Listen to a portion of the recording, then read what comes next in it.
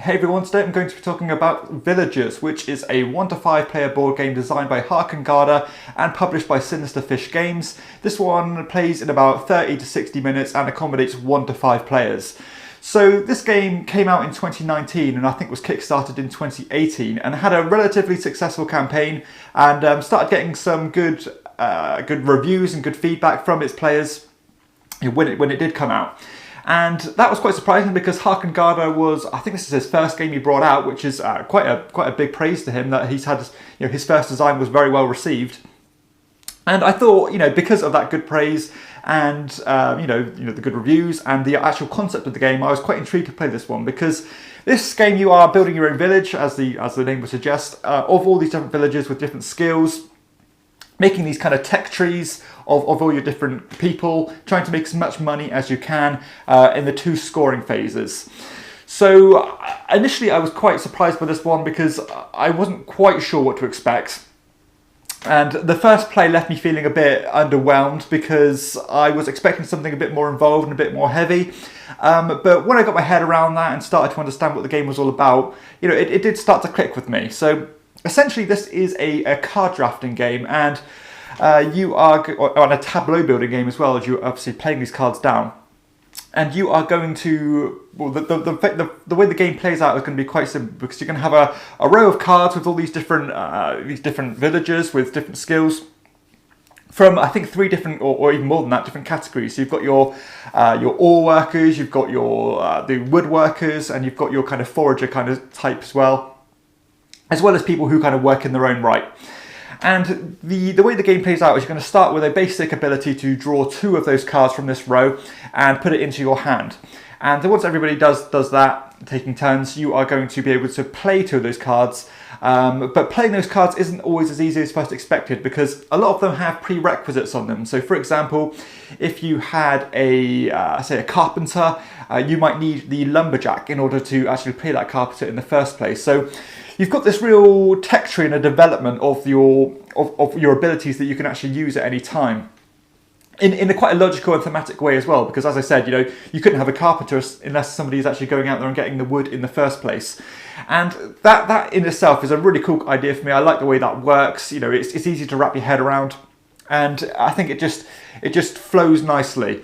There's also like a starting ability as well, where you have your founders of your villages, which again is another kind of starting point for you to build off. And that's not going to be how the game plays out as you get more and more cards, getting more and more advanced on these trees, getting further and further down on them. But another interesting thing about these as well is that these certain workers have these tech trees that need very particular things before them. So they might have a chain of maybe only 2 different cards, or some might have a chain of 4 different cards. And those ones with 4 different cards are naturally going to be very hard to actually to play out, not only because it's taking time to get them out, but because you need particular cards in order to do so.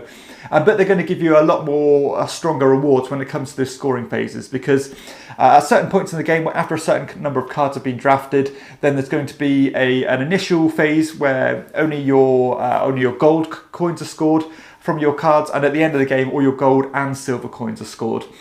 And knowing how to pace that is quite important as well, because initially you might want to get loads of cards out as quickly as you can in order to score as many points in that first phase to get a leg up on your opponent, or you can really focus to that endgame scoring and try to tailor your strategy to get loads of points that way. So, not only in these tech trees are important, but also some cards have the ability to kind of unlock other cards as well. So using the carpenter as an example again, there can be, I think, maybe even more than 10 cards throughout the deck of the game that need the carpenter in order to unlock it. And the cool thing about this game is that not only can, if you have the carpenter, you can actually take money for the bank if you have that card. But other players can use that card that you've already bought. So, for example, if they needed a carpenter in order to unlock one of their cards, they can actually pay you in order to use your carpenter, which obviously benefits them, but at the same time, it's going to give you points as well when it comes to scoring. So you've got to bear that in mind as well. So there are quite a few different routes you can go down, really focusing on your woodwork, focusing on your ore, focusing on your other things as well, or even the isolated workers. to score points in lots of different ways. So some of them might work in ways such as, for every ore symbol you have, you score X amount of points, or if you have this card, score this many points, and so on. So there are lots of different tech trees and things to go down, but because not all the cards are used in every game, and obviously they come out in different orders and things, it's quite a tactical way of thinking, and you're just reacting to what's out there and trying to, or keep your options open. But at the same time, if you want to go for those more ambitious tech trees, maybe you might be kind of pigeonholing yourself a bit in order to go that route. So you've got to keep an open mind about things you want to do, because you are obviously reacting to the cards that are available at any time. So as I said, meaningful decision-wise, it's decent. There are different things to focus on. You can try and stop your opponents from going for certain things if you know a particular card is what they're after. But at the same time, I think in the majority of time, you're going to be focusing on your own little puzzle and your own little tableau rather than what your opponent's doing. But still, it's something to bear in mind. And at the end of every round, that card row is going to be any unpurchased cards are going to have a coin accumulated on them, ready for the next round. So you've got that extra incentive to take one of those cards. But after that, those cards are wiped, ready for a whole fresh batch of cards. The two-player variant is slightly different, where if you want to keep a certain card in play that you haven't drafted this round, then you can choose to put a coin on them to keep it in play. But there are some other cool things you can go down as well. So not only trying to focus on actual getting particular cards you want, because you start with a base ability of being able to draw or draft 2 cards per round, you can actually focus on getting these meal symbols, or these food symbols, which means that if you have more of those on show, then you can actually end up drawing more cards per turn. And in the same vein, you've got your building symbols as well, which means that you can actually build more cards per round to round. And you start with a base level of 2, but you get capped at a maximum level of 5. But I think if you want to do well at this game, you're going to have to at least pay some attention to doing that, because if your opponent is constantly bashing down 5 cards at a time and you are only playing 2 at a time, then they're obviously going to do a bit better than you are. But at the same time, sometimes you might not want to take cards. You can actually choose to trade in cards from your hand in order to take new fresh starting points in terms of your lumberjacks or your miners, etc. So you've got that constant idea of trying to be as efficient as you can, trying to bring out cards into your hand and into your tableau in order to get as many points as you can when it comes to scoring. And that's going to be how the game's going to play out. So very simply, mechanically, drafting cards and playing them. And before you know it, that deck of cards, or the card pile, is going to quickly deplete and the game is going to be over. So it's a very quick game, and considering the box says 30 to 60 minutes, I think that 60 minutes is an absolute stretch, really. I think you can get this done more around that 30-minute mark. So, once I started to understand that this game is actually a relatively light game, it's a game where you're pretty much reacting to what you've got, then I started to actually get quite comfortable with it and started to enjoy what it has to offer, because it actually does flow very nicely. I think it just works well for what it's trying to do. The balance of the game as well is, while you are somewhat subject to the luck of the card, the draw of the cards, etc., the backs of the cards aren't completely all the same. So if you wanted to take a lucky dip in terms of getting a particular card you wanted, at least you know the suit of the card you're drawing from, rather than just just top decking and hoping you get what you want. So that's a bit of mitigation there. And alternatively, I think all the different routes you can go down have a good chance of offering you a chance of winning. So that's nice. Except mechanically, very smooth and simple, easy to understand, easy to digest, and it works well. Time investment, as I mentioned, plays very quickly. Certainly doesn't drag on longer than it needs to, and I think it flows well. Not much downtime, and you're constantly thinking about what you're going to play next and what you're going to draft next. You've got a good amount of turn acts there. If you want a particular card and it's your opponent's go, they're going to take the card you want, then naturally that's going to be a good kind of amount or an injection of player interaction. And at the same time, in terms of player interaction, you've got that mechanism where if you have a certain card and you really need to use it, you can end up paying your opponent in order to use that card to play something yourself. So that's another nice implementation of player interaction, which isn't particularly obtrusive or in your face, and it just works well.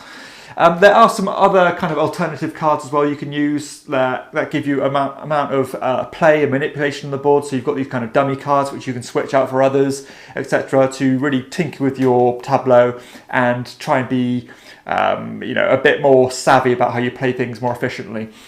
And replayability as well. There are some cool different tech trees you can go down. If you, as I said, if you want to go for something particularly ambitious, you can try that. But ultimately it's going to play the same or very similarly. But I think because it's so quick and snappy and pretty engaging, then I think the replayability holds up quite well. Aesthetically is something I'm in two minds about Villagers, because while the game has a very minimalist look, they're very white cards with bold text on them, and that's nice in a way because you can clearly see all the information that you need to see at a glance. So, for example, you can see all the tech trees that you need. For example, to play this card, you need these prerequisites, and it will show what cards can build off of this card at a moment's glance. You can see if a cards need padlocks or have padlocks on them, so you need another card to unlock them, very simply. So in terms of holding the information and portraying that information, I think the cards do a really good job, because I think a lot of the games that do have a lot of card information on them can be a bit busy, and that works against it. But so in that respect, I think the artwork and design works well. But what I don't like about the aesthetic of the game is the artwork itself. So all the different villagers have quite a weird art style on them, where they have these almost computerized, cartoony graphics, but with these weird, googly, large eyes that don't quite fit well, and all the artwork looks pretty weird and soulless. It gives you a bit of a weird feeling. But I'm being a bit nitpicky there. But I thought the artwork could have been a bit nicer, a bit more, a bit warmer, and a bit nicer to look at. But as I said, the actual functionality of the pieces is very good. The theme of the game, I think it works well. For example, having to have certain prerequisites which work thematically in order to play other ones, that makes things easier to explain. And I think the theme does fit quite well. And setup and teardown time is pretty good as well. Just shuffling up different piles of cards and dishing out the initial starting hand. So again, setup time is absolutely fine. And something I should have said as well about the component quality is that the money resource in this game is absolutely shoddy. It looks awful. There's absolutely no graphic design or artwork on them whatsoever. Literally just a gold coin with a number written on it, or a silver coin with a number written on it, with pretty low quality pieces as well. So that, again, another thing that throws the components a bit off for me. Progression of the game, it works pretty well. For a quick game, you can focus on your ability to constantly draw more cards or play more cards. So by the end of the game, you're playing a lot more cards than you were at the beginning of the game, and obviously you're expanding your tech trees further and further. So it has a nice progression of it. And in terms of churning out your points as well, as I said, you can really focus on being a top heavy on the game by getting loads of points in that first phase, and maybe getting the same amount of points in the second phase, or you can really focus on being for your end game scoring. So the pacing of the game is something you can tailor to your own needs, really. So it does work absolutely fine. Scalability as well works absolutely fine at all player counts. The slight alteration of the rules works perfectly fine in a two-player game. So you can get a two-player game with the whole feeling of the game without sacrificing any of the gameplay. So any player count works absolutely fine for me in Villagers. And comparisons, while there are lots of tableau building games, there are lots of card drafting games. The way this one merges the two together works nicely. There's certainly nothing in this game that doesn't need to be there.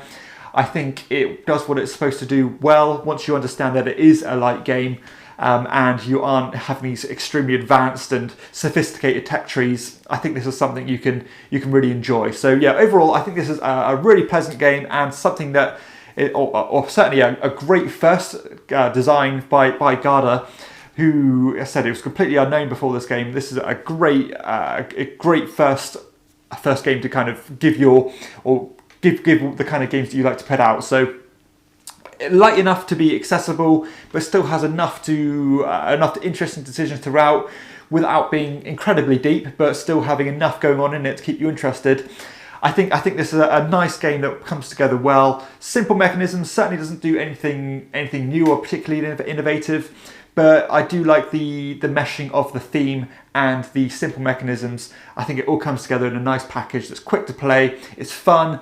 It's it's reactive, but you can still focus on things. And ultimately, a game that I would happily play almost any time. So yeah, I can understand why this one was as successful as it is. I think it's a great, almost gateway to next level game that you can introduce to people, and it's going to hold up well, I think, because it doesn't have anything that doesn't need to be there, and it flows nicely. So that is Villagers by Harken Garda. Certainly worth checking out if you like this style of game. So I hope you've enjoyed this review. If you have, please like and subscribe to my channel, and check out my other videos too. For everyone else, I'll see you next time on Chairman of the Board. Bye.